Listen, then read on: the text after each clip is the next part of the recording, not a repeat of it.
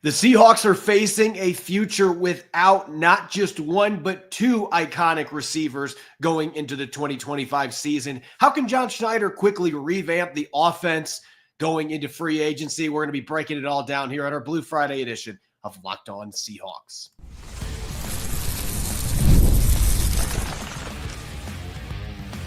You are Locked On Seahawks, your daily Seattle Seahawks podcast. Part of the Locked On Podcast Network, your team every day. Greetings, 12. This is Corbin Smith, host of the Locked On Seahawks podcast, your daily Seahawks podcast, part of the Locked On Podcast Network, your team every day. Glad to be joined here on Blue Friday by my co-host, Nick Lee, and a special thanks to all the 12s out there for tuning in, whether you're in Sumner, Washington, or across the pond in Paris, France. We greatly appreciate each and every one of you. Thanks for tuning in, making Locked On Seahawks your first listen 5 days a week. The DK Metcalf saga continues to unfold. We don't know whether he's going to be a Seahawk in 2025 or not, but we're going to be assuming the worst on today's show. We're going to be looking at what John Schneider can do to try to keep this offense afloat in 2025. Plus, we're going to take a look at Seattle's unrestricted free agents, which ones will be back, our final predictions with free agency coming next week, and our 4 coveted free agent signings from other teams. We're going to be discussing and debating those as well. Jam-packed episode brought your way courtesy of FanDuel. Right now, new FanDuel customers can get $150 in bonus bets if your first $5 bet wins. Now for your lead story here on our Blue Friday edition of Locked On Seahawks. It's been one of those weeks, Nick. If you have been on social media, you know that the mood is tense right now for Seahawk fans, with DK Metcalf requesting a trade, Tyler Lockett officially released, and then Metcalf's agent leaked that 20 minutes after Tyler Lockett was officially announced to be released. It was a little too much for Seahawk fans to take in such a short time period. And now they're left wondering, have we seen both these players play their last games in a Seahawks uniform? Rather than dwell on the possibility that maybe DK Metcalf is back, we will have segments where we're going to be talking about that moving forward, because there's still a chance he could return for 2025. John Schneider made that very clear on Seattle Sports 710 yesterday, that they have to get the right deal, or, you know what, we'll happily have this big, powerful, fast receiver back for 2025. But we are going to enter this segment here looking towards a future without Tyler Lockett and DK Metcalf, because let's face it, this is a real possibility now. This is no longer just speculation. There is a really good chance that both these receivers will not be back. We already know one of them won't be, but now DK Metcalf already with a foot out the door, maybe both already out the door. And that leaves the question, how can John Schneider try to quickly get this offense back on track in the aftermath of both those players being gone? It's a worst case scenario, but it is a very real scenario. And Nick, I'm just going to start the discussion here. And I've been talking on social media today about this. There's a lot of fans that don't like any of the free agent names that are being thrown out. Not big on most of the draft picks being thrown out. Look, this is another reality of this situation. 6'4", 230-pound dudes that run in the 4.3s don't grow on trees. There is not a DK Metcalf clone in this draft class. There isn't one in free agency. Those guys don't hit the free agent market. And so fans hoping to just have a carbon copy plugged in, like, that is not going to happen, at least not now. I mean, you can count on one hand the number of receivers that size with that kind of speed that have come into the NFL. There have been less than 5 of them. It is a rare commodity to have a guy like that. And even Tyler Lockett, there's a lot of players that are that size. Smaller receivers are a dime a dozen, but his complete skill set, it's difficult to find guys that have that polish of a game. So this is going to be a case of Seattle's going to have a receiving core where the sum is greater than the parts, because you are not going to be bringing in DK Metcalf 2.0 from this draft class. And it's going to be really difficult to find somebody that can do all the things that Tyler Lockett did well from this draft class or in free agency.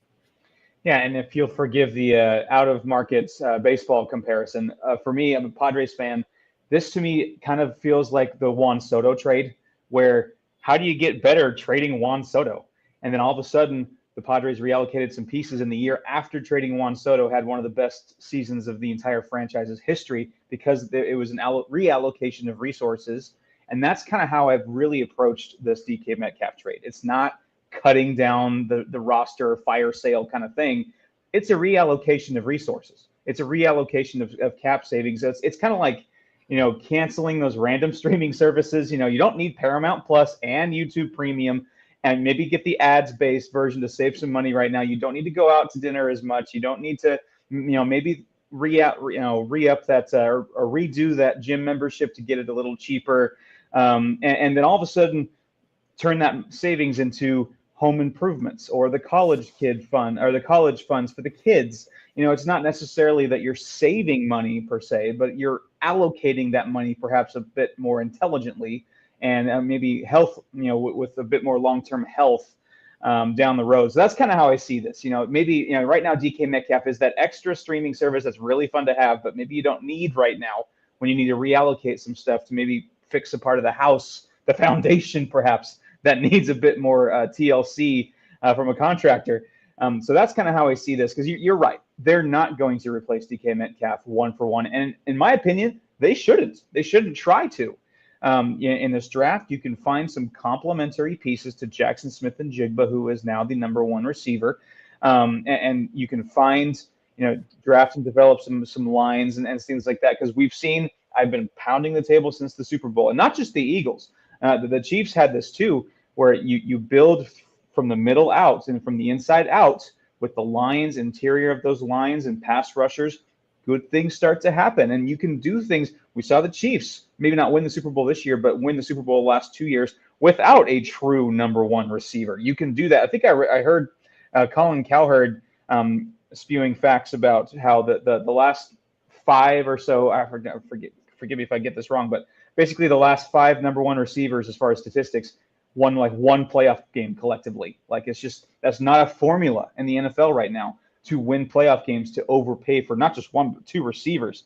So again, trying to take this this is a reallocation of funds, cancel some of those superfluous streaming services, get back to the basics, rebuild some foundation, get the house strong again. And I think I'm going to make another comparison. You got the streaming services, and I'm glad you mentioned the workouts, because to me, this is like a January 1st resolution, except it's got to be something that you don't do for 2 days and then you move on from. They have got to reinvent themselves offensively. You have to look at the personnel that you are going to have, because you're not going to have DK Metcalf. And again, you're not going to find his replacement at least 1-to-1. Tyler Lockett, maybe you have a little more likelihood you can get somebody that can do a lot of the things that he did well, but he was as well-rounded as any receiver that we've seen, at least in his prime years. So good luck finding somebody that is going to be able to fulfill that gap. So you have to look at what's available, what you are going to have on your roster. The Seahawks are going to have 3 really good running backs on their roster. They're all under contract. This is a great running back class. So if you want to add another one to this group, you can. They've got a couple of tight ends that they really like. You've still got Jackson Smith-Njigba. Jake Bobo can take on a bigger role. I don't think he can be the number 2 guy, but he can take on a bigger role. You look at the pieces that you have, and you have to pivot. You've got to pivot with the way that you are handling your roster construction decisions. And you mentioned the foundation.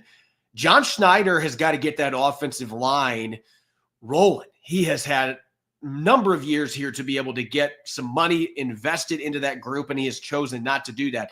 If this football team is going to be without DK Metcalf and Tyler Lockett, you only have Jackson Smith-Njigba, you can bring in some complementary receivers to keep that passing game afloat, but you have to have a complementary run game to go with it. That's got to be one of the foundations for this team moving forward with their offense. And you kind of are leaning that way with the offensive coordinator you brought in. You have the right coordinator in place to weather a storm like this. Clint Kubiak plays a lot of 2 receiver sets. He's not a big 3 receiver set guy.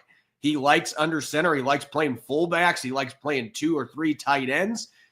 So it's a different style offense, but you've got to cater your personnel to that. And that's where that pivot comes in. And the offensive line, I don't care if DK Metcalf is here or not. That is the thing that has got to be addressed. It's been the elephant in the room for way too long. And there's got to be some heat on John Schneider now, especially with players wanting traded. Like, if you want to get this train rolling again, that offensive line's got to get fixed. And you got to look at the pieces you're going to have there. This should be a team right now that's trying to build a running juggernaut for next season. They should be trying to get back to the roots there. And you mentioned the receivers. When Seattle won the Super Bowl in 2013, Doug Baldwin and Jermaine Kearse were their top two receivers, undrafted guys, and they hadn't had a big contract, either one of them at that point. Run the football, get that O-line shored up. You have the defense in place. You've got the quarterback. I believe you have the quarterback, short-term at least, in place. And Geno Smith, you can make it work with other receivers with him. Get some guys that can attack the middle of the field, that can run their dig routes, get another speedy guy in the draft that you can throw downfield to. Like, there's options. You're not going to get another DK Metcalf, but it feels like this is just a case where you've already reinvented the scheme, Nick. Now you've got to reinvent the personnel to go with that. And you almost wonder if Metcalf going isn't going to be as big of a deal because of the offense they're going to be running, but you still got to fill those holes that you've got at offensive line. Get another tight end that can really help in the run game and can catch the ball a little bit. You've got to have the pieces that fit with the scheme now. Right, and those pieces can come to you if you get a nice return for DK Metcalf. A first and a third, I would be pretty darn surprised if the Seahawks could get a first and third for DK Metcalf this year. But that doesn't mean that they can't get a good return and get some developmental or get some draft picks and or some players in that are exciting. And again, this is not to say, cut Tyler Lockett, trade DK Metcalf, all this cap room. Let's go nuts with free agency. Let's just throw money right now. That's not necessarily what we're saying here, but it is a reallocation. It is move some money around, maybe figure out maybe this gives them a bit more freedom with a Geno Smith deal that is maybe, can help build out the roster otherwise too. Cause you can find a DK Met, or maybe not a DK Metcalf, but you can replace that kind of production and that kind of player in the offense easier than you can perhaps replacing a quarterback or replacing a nice piece along the defensive line. So this, again, you don't need to go hog wild in free agency. There's an opportunity here. This is a great opportunity. I'll end with that. This is a great opportunity for the Seahawks to kind of maybe not hit reset or rebuild, but certainly reallocate. Revamp, reallocate. That is really the word I'm using. When we come back, speaking of free agency, how do the Seahawks get this reallocation going? We're going to start with their own free agents. Which ones do we think will be coming back in 2025? It's our final preview heading into next week's free agency. Don't go away. You're listening to the Blue Friday edition of Locked On Seahawks.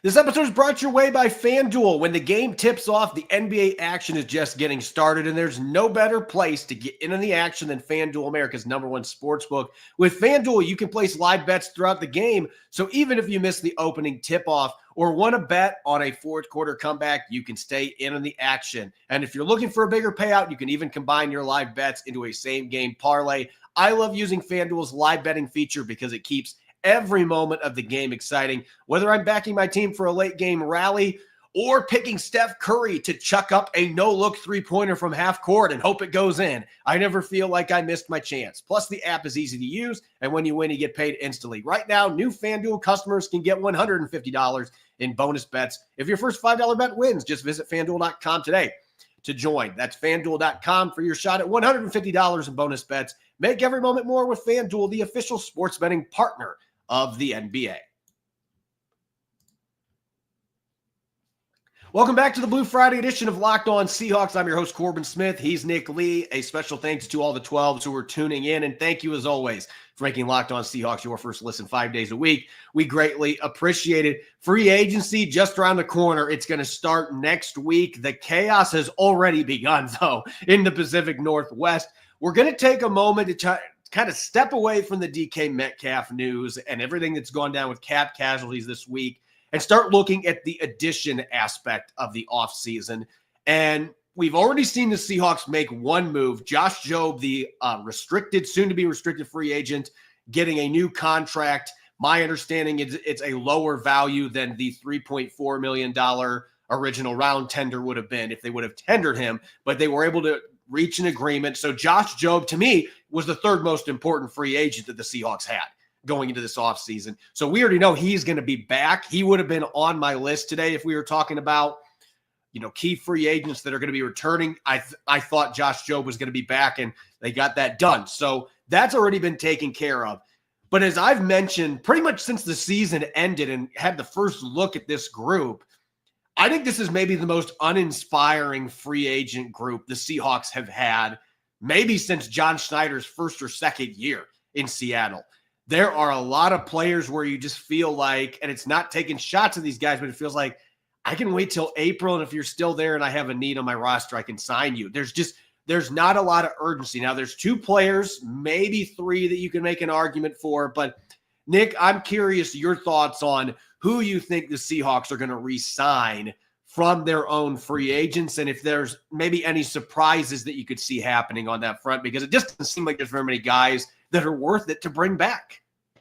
I will push back on like the uninspiring, though. There is one that I think is imperative, and I think everyone kind of knows where I'm going with this. Is Ernest Jones, and I know that the news this week of him getting surgery might end up benefiting the Seahawks most of all. The timing was certainly interesting for the announcement, but just the way that the defense, I mean, we laid this out last few weeks, the defense straight up changed with Ernest Jones there. Statistically, I said last week or the week before, they allowed 40 less rushing yards per game with Ernest Jones in the lineup. And really, again, people are going to get sick of this, but I want the Seahawks to build a Super Bowl team, and right now the Eagles are that. Maybe he's a Zach Bond, Vic Fangio for Mike McDonald, and because clearly Mike McDonald needs kind of a quarterback of the defense, a guy in the middle that can kind of make plays and do everything as an off-ball linebacker. We saw what Zach Bond did for the Eagles, that kind of similar way. Ernest Jones straight up changed the defense this year, and bringing him back is imperative. I think aside from DK Metcalf trade, finding a trade partner for DK Metcalf, I think that gets bumped up to number 1 as far as priorities. Number 2, what used to be number 1 till that announcement, was Ernest Jones, and it still is a very high priority to bring Ernest Jones back. I think they get it done. I think that there's a mutual interest in getting Ernest Jones back in Seattle. I don't know if it's going to be a crazy number, maybe 10, 11 a year would be nice. And then that is, I think he's in a separate tier. I think below that tier, the next guy for me is Jarran Reed. Jarran Reed is just a solid interior defensive lineman piece. Clearly, he plays his best football in Seattle, and I think again there's a mutual interest there. He's not going to put up the crazy, sexy pass rushing numbers, but I think he does enough well along the interior, especially if you can get another young guy in the draft, maybe another veteran piece in free agency to mix and mingle with maybe a Jarran Reed and a Byron Murphy and a Leonard Williams. That could all of a sudden, your interior defensive line could be the strength of your team. Yeah, I think that those 2 players, I've mentioned it really since the start of the offseason. To me, you have 2 must re-signs. I have Jarran Reed in that group. And you listen to the way Mike McDonald talked about him at the Combine. It isn't just the fact that Jarran Reed can play pretty much all across the defensive line. We even saw a few plays last year where he was standing up in a 2-point stance off edge. How many 300-pound DTs can do that? Jarran Reed can play that versatile nose tackle, defensive tackle, big end hybrid that Mike McDonald loves to have on his defensive line. And Leonard Williams can do that. He likes to have as many of those gadget pieces as he can. But it isn't just that. It's that Jarran Reed, and I know early in his career, there were some off-field things that happened. There were some immaturity issues. He has totally changed, though, in his second time in Seattle. He is now what a Tuba Rubin was for him when he came into the league. He is that veteran mentor that players look up to. And you might remember this from the season when Derek Hall had that penalty, that killer penalty in that game, and Jarran Reed was the one that kind of put him in his place. Jarran Reed's that veteran that commands respect and isn't afraid to get chippy like that with his teammates, and his teammates respect him for that. He's a guy that can carry that big stick. So I think if you let him go, that really is a big loss for the locker room, and he's still a really good football player. I mean, he had his second most pressures, quarterback pressures in a season last year. So this guy can still get after it. He might not have had the sack numbers, but he was still very disruptive. He was a big part of their run defense improving as the season progressed. And I just think he's a really good fit for this defense. And again, defensive linemen tend to age pretty well in Seattle. That has been one position they've had a lot of success with older players. Jarran Reed's only going to be 33. He's still got some good football left in him. So I think they mutually want this to work out. And then Ernest Jones, that was priority number 1. Although I wonder if Geno Smith's, I still say this, I wonder if Geno Smith's extension gets done before Ernest Jones signs his contract, because of the amount of money that you can save against the cap if you get Geno done. And Geno's got that March 16th roster bonus date coming up, which obviously they showed the Uchenna Nwosu, they can negotiate to push that back. But I would think they'd want to get that extension done before then so they can transition those non-prorated bonuses to prorated bonuses that are spread out over the new extension. And then you have money to pay Ernest Jones. Not that they don't now, but it gives you more flexibility. We'll see what happens on that front, but you got to have number 13 back. And John Schneider made it sound like they're very close to getting this deal done, that he's hoping it's going to be done before free agency starts. A little different situation than Leonard Williams last year. There's one other name I'm going to throw out there, and this is from a depth perspective. Again, I look at most of the players on this list, looking at the free agents. I think Trey Brown and Stone Forsythe will be going elsewhere. I think Jonathan Hankins is probably one and done. Maybe he comes back, but I would say right now one and done with him. Laken Tomlinson has a relationship with John Benton, but it feels like they're going to try to go a different direction on that front. The one veteran that I do think there's a chance could come back, because we've seen it the last couple of years, and Mike McDonald really likes him, Artie Burns. This is a team that does not have a ton of depth at corner right now behind Reek Woolen, Devin Witherspoon, and Josh Jobe. Artie Burns has played well when he's been healthy. The injuries have been an issue, but he's a veteran minimum player. You can pay him vet minimum, bring him back. They've signed him in April or later the last couple of years. He would actually be the other player in this list that I think could make sense. Maybe Kayvon Wallace you could make a similar argument for, but I think the Seahawks can find a better third safety in the draft coming up. So I don't think that's going to be a player they prioritize, but Artie Burns could be one. John Schneider and Mike McDonald both have a lot of respect. He's learned how to play the slot, and he played really well there against the 49ers in one of the games he was healthy last year. Having a guy that can play inside and out like that, that is respected and has that veteran presence, I think Artie Burns would be the third player on here that I think has a decent chance to be back. Yeah, you make a good point there. I'm probably not in the same camp, but obviously Artie Burns has done a lot for this team in the depth perspective. But you can find guys like that with throughout free agency. My preference with Jarran Reed and Ernest Jones was I wanted guys that seemed like they fit and seemed like they elevated their game with Seattle, and guys that are going to be really tough to replace. And I find Burns' role a bit more replaceable than those two. But if I had to pick a third, Artie Burns would be the guy. You and I are both in agreement, though. We're not expecting to see more than 2 or 3 of these guys back in a Seahawks uniform. And I guess if you want to look at it from a plus side, that means you have a lot of your players already under contract with the Seahawks. They seem to have that going for them. They've cut some guys that have opened up some holes in the roster, but not a lot of pressing needs with their impending free agents away from Ernest Jones and Jarran Reed, 2 guys that seem to be must-read signs. And then the rest of the group, well, if 1 or 2 of them comes back in April, cool, but it's not going to be a game changer necessarily for the Seahawks. When we come back, we're going to shift gears to the outside free agents, and the Seahawks have typically not spent a lot of money in free agency, but may this be an offseason, especially with all the Metcalf saga stuff and the money they've got? Will they make a few splashy moves to try to get this roster over the hump? We'll break that down coming up next here on our Blue Friday edition of Locked On Seahawks.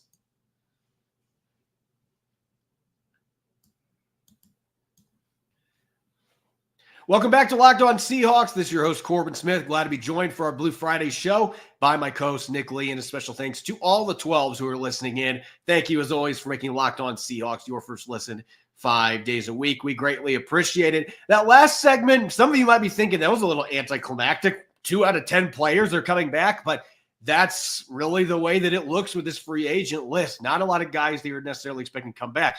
But the Seahawks right now, Nick, they've got more than $30 million in salary cap space. And if they do move DK Metcalf quickly, we don't know how this is going to play out, but they would have another 10 plus million added to their salary cap. Geno Smith extension, you could get up to 23 million.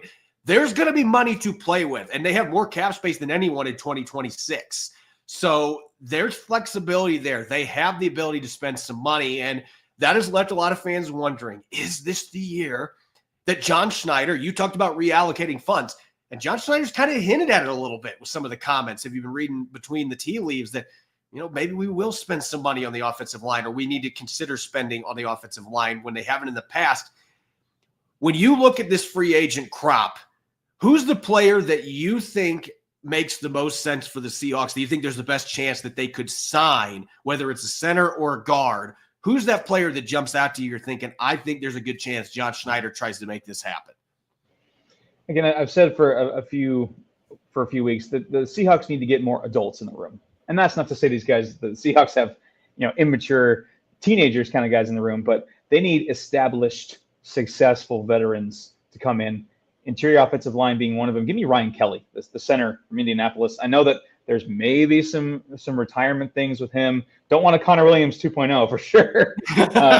We don't want that, of course. But if you can get an assurance that, because he's still playing at a high level too. He's been a top 10 center last 2 years in Indianapolis, 4-time Pro Bowler, allowed 1 sack and just 11 pressures all last year. And he's dealt with a lot of turnover in Indianapolis and a lot of uncertainty. Maybe an attractive location for him with an established veteran quarterback and Geno Smith. Another grown adult. Talk about grown adults as far as offensive coordinators. Clint Kubiak, I would describe as that. So maybe that's an attractive location for Ryan Kelly. Is he a 4, 5, 6 year solution at center? Probably not. But certainly a guy that immediately legitimizes the interior offensive line. And I don't think he'll be the most highly paid interior lineman on the market still. You could probably get him for maybe 10, 11 per year for a couple of years there. But again, a top 10 center. The Seahawks really have been in center purgatory since the Max Unger trade. That really was the monkey paw trade for the Seahawks, to getting the Jimmy Graham, the shiny new toy, and then flipping it and really just kind of losing their identity. We all know the story, of course. Getting back to a Max Unger type center, Ryan Kelly would go a long way for that. I think the Seahawks, and I'm making this prediction right now, I think that John Schneider is facing some music right now that he has not faced during his tenure in Seattle. I mean, you've got one of your star players now saying, I don't want to be here. You already lost Tyler Lockett. The mood right now in the organization isn't where they thought it was going to be. We had 10 wins. We just missed the playoffs. We're an ascending team, and now all this is going on. You get the sense listening to John Schneider that they know that they need to do something about this offensive line. And we've seen with all the coaching staff hires they've made, the emphasis on experienced offensive line coaches. And some have argued, well, that's because they want to make sure they can develop all the young guys they have there. I think that's part of it. But I also think, look, $17 million was just opened up with Tyler Lockett. You can just reallocate that money. Go get Drew Dahlman right now. And I know that there's going to be a lot of teams trying to get him. There's a lot of teams that need centers right now. But Drew Dahlman is not one of those players that is just a plug and play. There are a lot of teams that run a lot more gap schemes. He is not going to do that well. That is not his game. Clint Kubiak's scheme, though, is perfect for him. He is an incredibly athletic, smart center that excels in the wide zone blocking game. He is the picturesque center for this offense. There's going to be other teams. Chicago's just swimming in money right now. Chicago's already added a couple offensive linemen. They're not done. The Seahawks are going to have to bid to get him. You're going to have to overpay. But damn it, John Schneider needs to overpay. So Drew Dahlman, to me, that is a game changer for this offense. And we talked about getting a new identity or reinventing yourself. That is part of the way you do it. You go out and you get that franchise center that can be your starter for the next 5 or 6 years. Drew Dahlman is that guy. You bring him in. You have that anchor now at center. It gets your zone running game going, unlocks Ken Walker III, Zach Charbonnet, Kenny McIntosh. That helps you mitigate the losses that you have in the passing game. I think that is the move that has got to happen. And even if it's $18, $19 million a year, you got to do it. It is time to change your philosophy, and you got to go get this offensive line upgrade. I freaking love it. I love it. That's I mean, sold. Clearly, we need the Seahawks need to get just an alpha dog at center, one of those two guys. And then just going down the road on the offensive side, continuing for me, I'm going to go 2 offense, 2 defense. Another offensive guy, speaking of veterans, Demarcus Robinson, the receiver from the Rams. And because the Seahawks all of a sudden lack some serious veteran presence in the locker room with a receiver, with possibly the 2 defections in Metcalf and Lockett. So Demarcus Robinson, obviously he's got immense playoff experience, 17 games, 410 receiving yards as a postseason receiver, played in 2 Super Bowls, won it in 2019 with the Chiefs, could be a nice wide receiver 3 or maybe even 2. I get that there's a DUI situation, a legal situation with him that, I don't know, might drive down the price, I guess. Also, PSA, please don't drink and drive. That's really irresponsible, and shame on him for that. But with that, there's some uncertainty there, but I like just the vast experience he has on different offenses, different teams, and just having him be maybe a steadying force as far as production and experience under Jackson Smith-Njigba, who's got all the tools you want in a wide receiver 1, but not quite that veteran experience. But if you're looking to replace sheer games played, playoff experience with what the Seahawks are losing, you can do a lot worse than Demarcus Robinson as far as a veteran depth piece at receiver. I'm going to go with a younger option at receiver because we know they're going to need one. Even if DK Metcalf comes back, they are going to need somebody to replace Tyler Lockett. And when I look at the free agent class this year, Tutu Atwell was somebody that I was kind of looking at, and then the Rams just re-signed him. Elijah Moore, who was a second-round pick out of Ole Miss. This guy almost was a first-round pick. The Jets were so excited to get him. But you look at his career in New York and Cleveland, who has he had throwing him the ball? I mean, Deshaun Watson is not the Houston Texans version of Deshaun Watson. Nowhere close. We know all the off-field issues there. Jameis Winston is Hail Mary Winston. Like, you never know what the heck you're going to get with him. And in New York, he had the pre-Viking Sam Darnold and all the other quarterbacks that they cycled through. Elijah Moore has never had quality quarterback play, and he's still only 25 years old. And this is a guy that had big numbers at Ole Miss. I kind of was originally thinking get him back with DK because they played together, but now we know with the Metcalf situation. But Moore, to me, is the closest to Tyler Lockett you're going to find in this free agent market, and he's 25. There's a lot of room for him to really grow. The numbers haven't been there, but again, he has been hindered by quarterback play his entire career. I think Elijah Moore is a guy that's well worth sinking a decent 1 or 2 year deal into as kind of a buy low and then get big results type signing, because I do think there's still a lot of talent there. So Elijah Moore is the receiver that I'm looking at the market. I almost mentioned Amari Cooper, but when I was talking about Amari Cooper on social media, you'd think Amari Cooper was in a nursing home, the way that social media was talking. I know he didn't have a great year last year, but Amari Cooper is a dig master. And who is one of the best quarterbacks in the NFL at throwing dig routes? Geno Smith. I could see Amari Cooper making a lot of sense, but let's go the younger route here. Let's go with Elijah Moore. And we know John Schneider likes those reclamation projects. He has done that a lot during his time. And that would be one that I would applaud if he did it. As for the defensive side of the ball, I will get to defense in a second. I think the defensive free agent class stinks for the most part. And I don't think the Seahawks have near as many needs on that side of the ball anyway. So I'm not expecting too many big splashes. I do have one. But I want to talk about the most important thing here, and that's getting a dang fullback. And I am just hoping that Clint Kubiak, he's gotten to work with this guy in New Orleans last year. I'm hoping that he gets to bring his young apprentice back with him in Adam Prentice. I'm really hoping that we get to see him back with Clint Kubiak, a true fullback to lead block for Ken Walker and company. Not a guy that's going to run the ball. He can occasionally pluck a catch out of the backfield, but he is a blocker. He is a true fullback, and Seattle has needed one for a long time. Go get the familiar face, knows this offense, and get it done. I had a feeling you were going to go that route. And I appreciate the Star Wars reference, of course.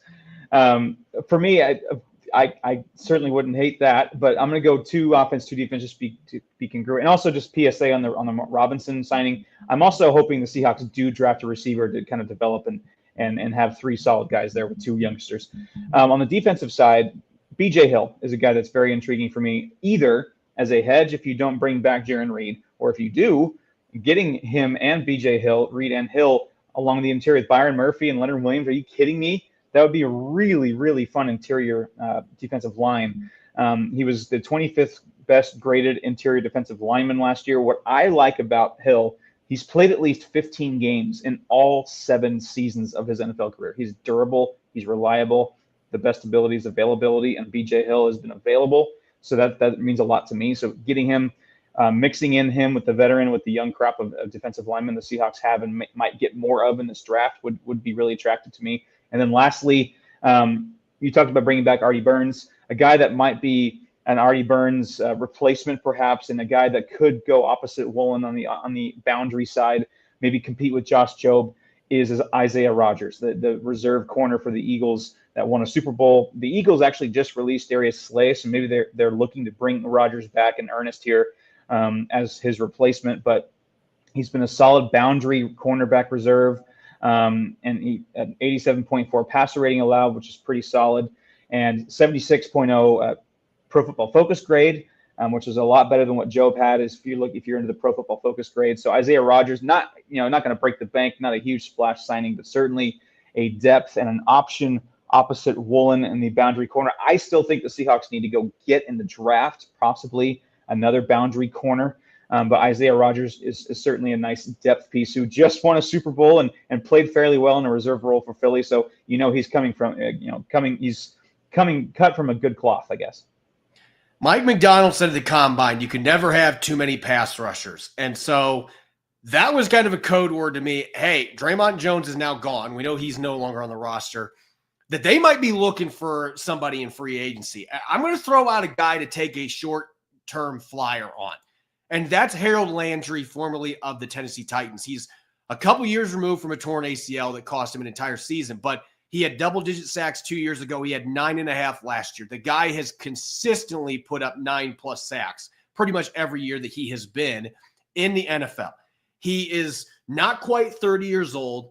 He's not a great run defender, but you're looking at a guy that is absolutely a terror coming off the edge, getting quarterbacks. And this team could use another player that can do that. I don't know, with his injury history and the fact that he's kind of one-dimensional, I don't know what those offers are going to look like. And this is a good draft class for edges too. That would be one reason not to go this route. But I could see Mike McDonald and John Schneider, if this guy's price is right, saying, let's take that one-year flyer. We got a couple guys who are going to be free agents next year. Let's bring this guy in, let's load up this group with veterans that can really get after the quarterback in the NFC West. And I just think he'd be a really fun fit in Mike McDonald's defense, playing that wide nine technique, getting after people as a situational rusher that could maybe get you double-digit sacks. So that's how prolific this guy has been. So kind of a splashy signing that I wonder if the price is going to be there, that the Seahawks could maybe make that type of move with some of the extra cap they have. Reallocate it to another guy that can hunt down quarterbacks. As always, you can follow me on X and Blue Sky at Corbin Smith NFL. Make sure to subscribe to Locked On Seahawks on YouTube and wherever you get your podcast to make sure you don't miss a single episode. When we come back on Monday, we are going to have more free agency previews for you. We're going to look at some of the guys who could potentially be available for the Seahawks and what history tells us about what John Schneider and company will do once free agency opens. Enjoy the rest of your weekend, and thanks for listening in. Go Hawks.